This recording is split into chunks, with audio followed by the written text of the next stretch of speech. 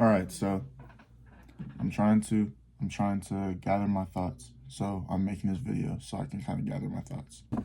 What I'm researching is chasing glory leads to vanity. Chasing glory will lead to hevel, and hevel, from my understanding, hevel means it's like vapor or mist. So it's like nothing. It's like you trying to grab air. So basically, chasing glory leads to hevel, and hevel means hevel translates to vapor or mist, right?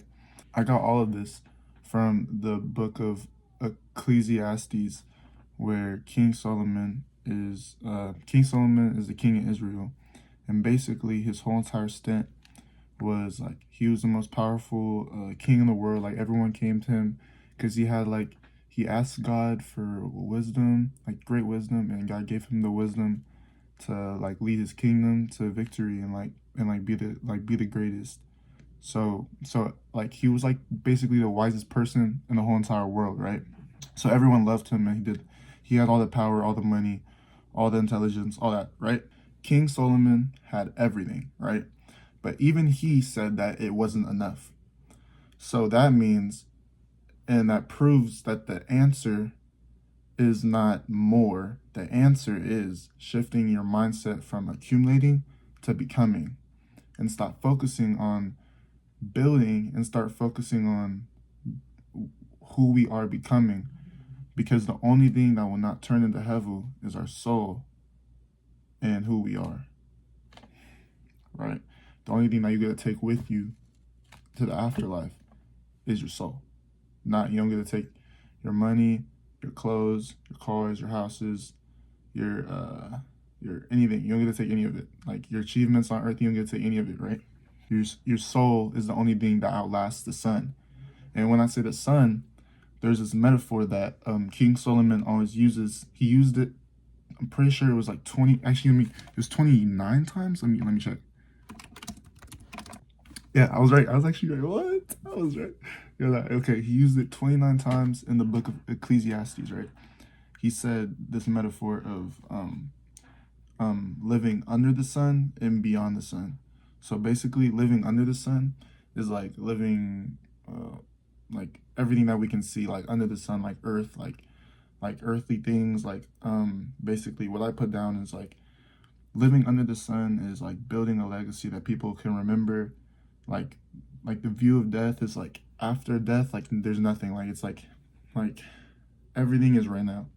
Like everything is right now.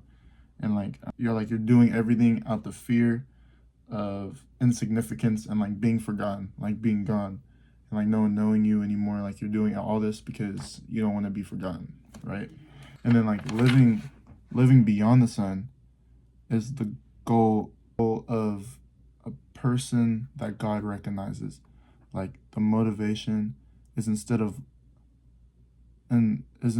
love of the craft and love for yourself and others instead of out of fear. Because like when you're living under the sun, it's like you're like living out of fear of being forgotten. Whenever you're living beyond the sun, you're living beyond earthly desires, and you're living for like the love of like the craft. And like this also goes into like doing things because you have validation from God, because you know like that you can do it. And like see this, I'm lost. We're just in like the midst of earth right now. Like we're just in the midst of like living here, and we're not through the midst, right? We're not like it's like the end of our like earthly existence. Like that's the view on death for that's the view on death for a person living beyond the sun, right?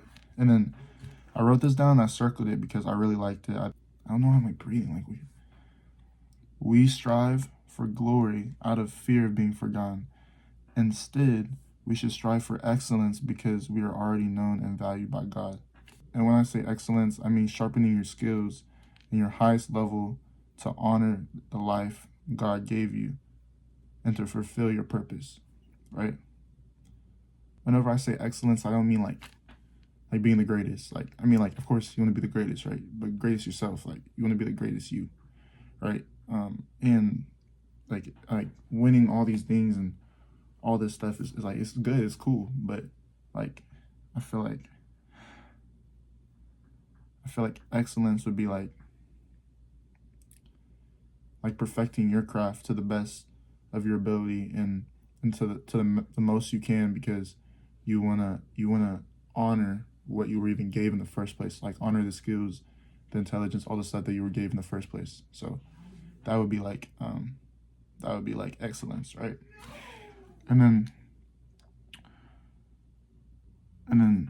the next thing I wrote down was, we need to make the mental shift of trying to get validation from others and trying to fill that void of earthly things, to filling it with the validation that we are enough because God said we are enough. So then basically what I was thinking was like the sole purpose in the whole like the whole like striving for glory, all of that stuff, like glory, all that, it's like it's all based in like insecurity and like seeking validation, because we don't want to be forgotten. Like, we want other people to like always validate us even after we're gone. Like, we always want validation even if we're not here. So, and like that's how insecure it is, like to like want glory, like want your reputation to be remembered. And like, I don't know how I feel about that. I think it's true. I don't really know how I feel about that. But yeah, that's what I wrote. This also goes into like, people are gonna be like, well, yeah, but you should still strive for greatness. You should still like want to be remembered like as a great.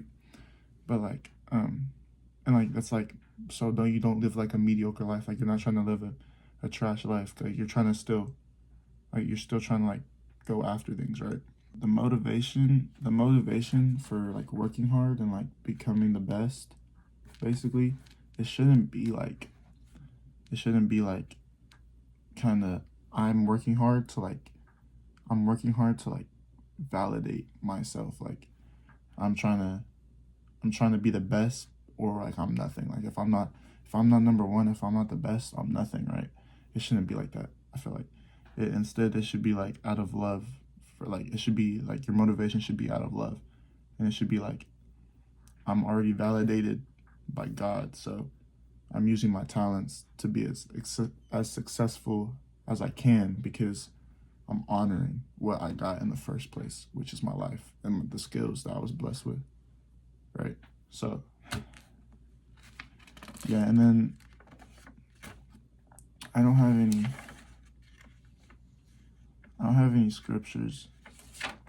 Ecclesiastes 4, Ecclesiastes chapter 4 verse 4.